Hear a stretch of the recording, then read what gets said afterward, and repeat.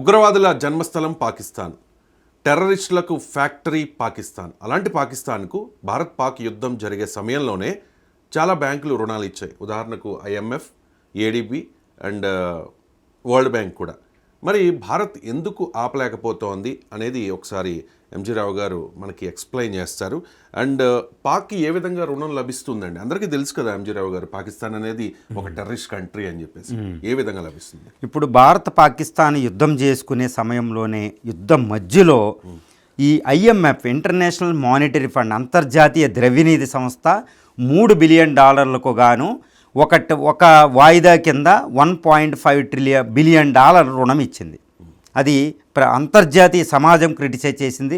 భారత్ వద్దన్న రుణం లభించింది పాకిస్తాన్కి.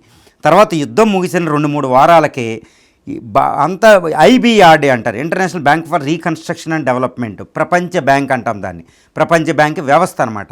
అది $40 బిలియన్ లోన్ శాంక్షన్ చేసింది. అది ఫేజ్డ్ మేనర్లో వస్తుందండి. $40 బిలియన్. ఇదంతా అవుతే నిన్నగాక మొన్న ADB Asian development bank $800 million ఇచ్చింది. ఇది 3 మీడియాలో కనపడుతున్నాయి. ఇంకొకటి ఉందండి, Asian infrastructure and investment bank, అది చైనాలో ఇక్కడ ఏషియా అనమాట, అది మన షాంఘైలో ఉంటుంది.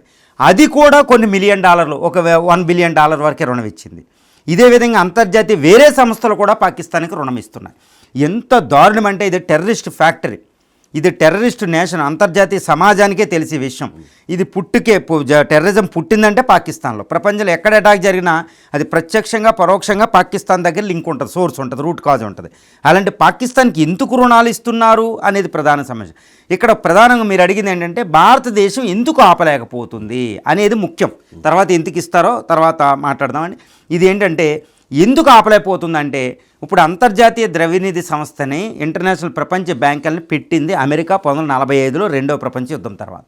అది ప్రపంచ ఆధిపత్యం కోసం, ఎప్పుడు మిలిటరీ ఆధిపత్యం కాదు, ఆర్థిక ఆధిపత్యం కోసం అమెరికా పెట్టింది. దాన్ని బ్రిటన్ వుడ్స్ అంటారు.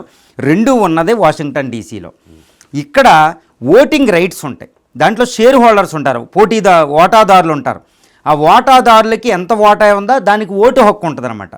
ఫర్ ఎగ్జాంపుల్ రీసెంట్గా అంతర్జాతీయ ద్రవ్యనిధి సంస్థలో భారత్ వాటా కేవలం 2.75% అండి.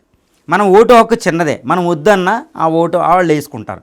ఎక్కువ 25% వరకే అంతర్జాతీయ ద్రవ్యనిధి సంస్థలో అమెరికా ఓటా ఉంది, అంటే అమెరికా ఇస్తుంది. చైనా 6.45%, బ్రిటన్ ఉంది, ఫ్రాన్స్ ఉంది, జర్మనీలకి ఎక్కువ ఉంటుంది, జపాన్కి ఎక్కువ ఉంటుంది. కాబట్టి ఆ దేశాలకు ఓటు హక్కు కాబట్టి ఆ దేశాలు అంగీకరించినాయి కాబట్టి పాకిస్తాన్ రుణం వెళ్ళింది. అలాగే అంతర్జాతీయ బ్యాంకు కూడా, ఈ ప్రపంచ బ్యాంకులో కూడా భారతదేశానికి ఉన్నది కేవలం 2.9% వాటాయే. మనం ఓటేసినా మనం పట్టించుకోరు, ఎందుకంటే వాళ్ళకి 17% ఉంది అమెరికాకి. చైనాకి 6.5%, చాలా ఎక్కువ మనకంటే. 6.4% అంటే ఓటు హక్కు ప్రపోర్షనేట్గా ఉంటుంది ఆ తమాషా మెదల్లో. కాబట్టి బ్రిటన్, జర్మనీ, యూరోపియన్ కంట్రీస్లో అమెరికా ఒప్పుకున్నాయి కాబట్టి పాకిస్తాన్ రుణం వెళ్ళింది. ఇంక ఏషియన్ డెవలప్మెంట్ బ్యాంకులో కూడా ఎక్కువ ఉన్నది ఎవరికంటే అమెరికాకు ఉంది, జపాన్కు ఉంది, చైనాకు ఉంది. జపాన్ మనకు అనుభవించారు, చైనా అమెరికాలో అన్నాయి కాబట్టి దానికి రుణం వెళ్ళిపోయినాయి. ఈ విధంగా వాటాదారులు రుణాలు వాళ్ళకున్న వాటాలను బట్టి ఓటు హక్కులు ఉంటాయి కాబట్టి పాకిస్తాన్ రుణాన్ని అవి శాంక్షన్ చేస్తున్నాయి. భారతదేశాన్ని తక్కువ ఉంటాయి కాబట్టి భారతదేశం మనం చెప్పినా వాళ్ళు వినరు. ఇది జరిగిందనమాట. అందుకనే మనం వద్దన్నా, మోడీ వద్దన్నా రుణం పాకిస్తాన్కి వెళ్ళిపోయిందండి. ఇది కిటుకు అనమాట.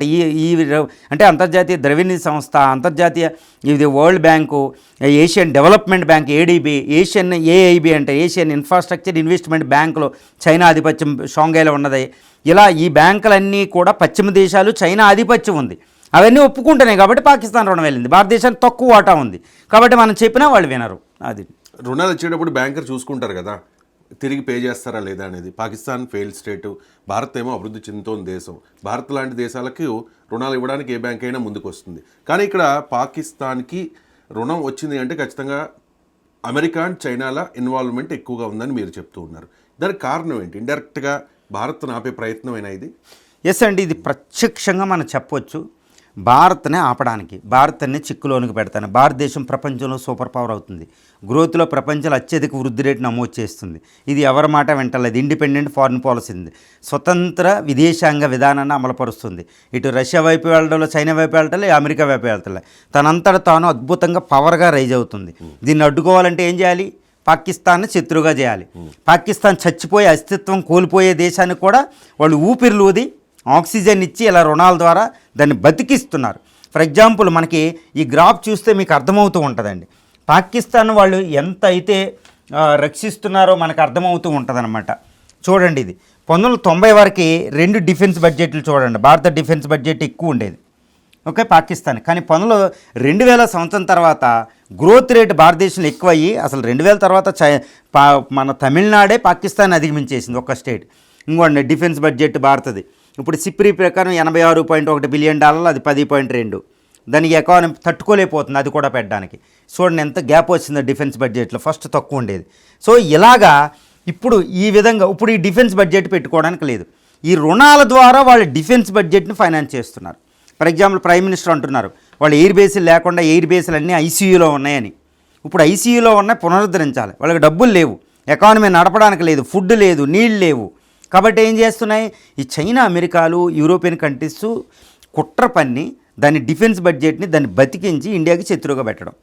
అంటే పాకిస్తాన్ ట్రాప్లో ఇండియాని పడేసి పాకిస్తాన్తో ఇండియాతో దెబ్బలాడుకునేటట్టు చేసి దీని పెట్టుబడులు రాకుండా ఎకనామిక్ గ్రోత్ని పడేస్తే వాళ్ళు సూపర్ పవర్గా ఉండొచ్చు. ఇక్కడ చైనా, అమెరికాలు ఏంటంటే కలిసి చేయకపోయినా చైనాకి ప్రయోజనం ఇది, అమెరికాకి ప్రయోజనమే. కాబట్టి ఆ రెండు ఒకటి ఇండియాని తొక్కేస్తున్నారు. సో ఇది చాలా డేంజర్. అంతే దీన్ని పాకిస్తాన్ ట్రాప్ అని కూడా అంటాం. మన భారతాన్ని ఎంతసేపు పాకిస్తాన్ దాటి ఆలోచించకుండా మన మైండ్ని అక్కడ పెట్టేస్తున్నారు. ఇప్పుడు ఇండియాలో చూడండి, మనందరం పాకిస్తానే ఎక్కువ అంటాం. మోడీ అదే అంటారు, రాహుల్ గాంధీ అదే అంటారు. దీన్ని పాకిస్తాన్ ట్రాప్ అంటారన్నమాట. ఆ ట్రాప్లో గెంటేస్తున్నారు. కాబట్టి పాకిస్తాన్ వాళ్ళు ఆక్సిజన్ ఇచ్చి బతికిస్తున్నారు. అందులో భాగమే కుట్రపూరితంగా చైనా, అమెరికాలు దానికి డబ్బు ఇచ్చి దాన్ని రక్షించి శత్రువుని పోషించినట్టు మన శత్రువుని పోషిస్తున్నారు. అంటే భారతదేశాన్ని ఇబ్బందులు పెట్టడానికి, భారతదేశం సూపర్ పవర్ అవ్వకుండా చేయడమే ఇది వాళ్ళ కుయుక్తి అండి. ఓకే, ఇది అమెరికా, చైనాల ఉమ్మడి కుట్ర పాకిస్తాన్ని పెంచి భారత్ని దెబ్బ కొట్టడానికి. మరి భారత్ ఏం చేయాలి? భారత్ ప్లాన్ ఏ రకంగా ఉండాలి? ఇప్పుడు నెహ్రూ అంటే చాలా మెతక వ్యక్తి, మరి మోదీ అలా కాదు కదా. అవునండి, ఇప్పుడు స్వతంత్రం వచ్చిన తర్వాత నెహ్రూ, శాస్త్రి గారు, తర్వాత ఇందిరా, తర్వాత అందరూ ఇప్పుడు వాజ్పేయి వరకే, ముఖ్యంగా నెహ్రూ, వాజ్పేయిలు కూడా వీళ్ళందరూ మెతక. ఓకే, సహాయం చేసుకుంటే చేసుకోండి, మన దాకా వచ్చినప్పుడు చూసుకుంటాం, ఈ టైపు ఉండేదన్నమాట. కానీ ఇప్పుడు ఉన్నది అధికారంలో ఉన్నది మోడీ. ఈయన ఏంటంటే శత్రు శేషాన్ని ఒప్పుకోకూడదు. యాక్చువల్గా మోడీ చేసేది కరెక్టే. ఎందుకంటే ఎన్ని సంవత్సరాలు భరిస్తామండి? నెహ్రూ నుంచి వాజ్పేయి వరకు, ఇప్పుడు మన్మోహన్ వరకు భరించాం, ఏదో వదిలేసాం పాపంలే మన నుంచి వచ్చిందని. కానీ అలా లేదు, ఇంకా యుద్ధాలు చేస్తూనే ఉంది. ఇప్పుడు ఈరోజు మన భారతదేశం సూపర్ పవర్ లేకుండా ఆపేయడానికి ట్రై, ద్విజాతి సిద్ధాంతం ద్వారా మన అస్తిత్వం లేకుండా పాకిస్తాన్ ట్రై చేస్తుంది. ఈ పాకిస్తాన్ వెనకాల చైనా, అమెరికాలు కూడా వస్తున్నాయి. కాబట్టి ఏం చేయాలి? ఈ చైనా, అమెరికాలు రాకుండా ఉండాలంటే ఏంటి? వాళ్ళు వచ్చే సోర్స్ పాకిస్తాన్ తోకాలి. అందువల్ల మోడీ గారు చాలా జాగ్రత్తగా, ఒకప్పుడులేగా నెహ్రూ, ఇందిరాలు, ఈ వాజ్పేయిలు ఇలాగా మెతక వైఖరి కాదండి మోడీ. వీళ్ళు ఏంటంటే ఖచ్చితంగా డిటర్మిన్ సంకల్పంతో ఉన్నాడనమాట. ఇక్కడికి వచ్చి మా దేశం మీద ఆటలాడిస్తారా? మా పోటీ అమెరికాతో చైనా, కాబట్టి మా పోటీని మీరు ఇక్కడ పాకిస్తాన్ ద్వారా అణిస్తారా? అణ్వాయుధ దేశం చేసి. కాబట్టి పాకిస్తాన్ అంతమే బిగ్ ప్లాన్ అనమాట. మోడీ ప్లాన్ ఏంటంటే పాకిస్తాన్ లేకుండా చేయడం. పాకిస్తాన్ లేకుండా చేయడం అంటే డివైడ్ చేయడం. ఒకప్పుడు ఇందిరా చేసినట్టు ఇంకో ముక్కలు చేసేయడమే. బలూచిస్తాన్ ముక్కలు చేయడం, నార్త్ వెస్టర్న్ ఫ్రాంటియర్ ముక్కలు చేయడం, పంజాబ్, సింధులను కొంచెం భాగం కలుపుకోవడం, అటు పిఓకని మనం తీసుకోవడం అనమాట. ఈ విధంగా పాకిస్తాన్ అంతం చేయడమే మోడీ ప్లాన్ కనిపిస్తుంది. అప్పుడే ఇంకా చైనాలు, అమెరికాలు ఏమీ చేయడానికి ఉండవు. ఆ పాకిస్తాన్ అలా అస్తిత్వంతో ఆక్సిజన్ ఐసీయూలో ఉన్నంతసేపు వాళ్ళు దానికి ఆక్సిజన్ ఇచ్చి దాన్ని బతికిస్తూనే ఉంటారు. ఏదో స్టాలిన్ సినిమాలో చచ్చినోడిని బతికిచ్చినట్టు బతికిస్తూనే ఉంటారండి వీళ్ళు. అది మనకు చాలా ప్రమాదం. ఏదో అణ్వస్త్ర దేశం, అణ్వస్త్రాలు ఉంటాయి, యుద్ధం చేయలేకపోయినా దాంతో యుద్ధం చేపిస్తారు. ఇప్పుడు ఉక్రెయిన్ చేపిస్తున్నారు చూడండి, రష్యాకి అలాగనమాట.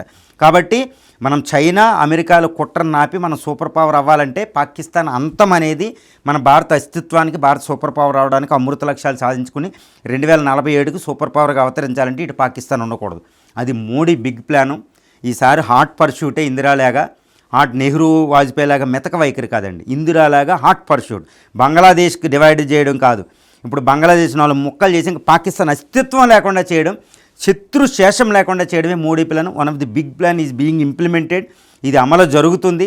ఇంకా చైనా, అమెరికాల యొక్క కుట్ర ఇక్కడ కొనసాగదు పాకిస్తాన్.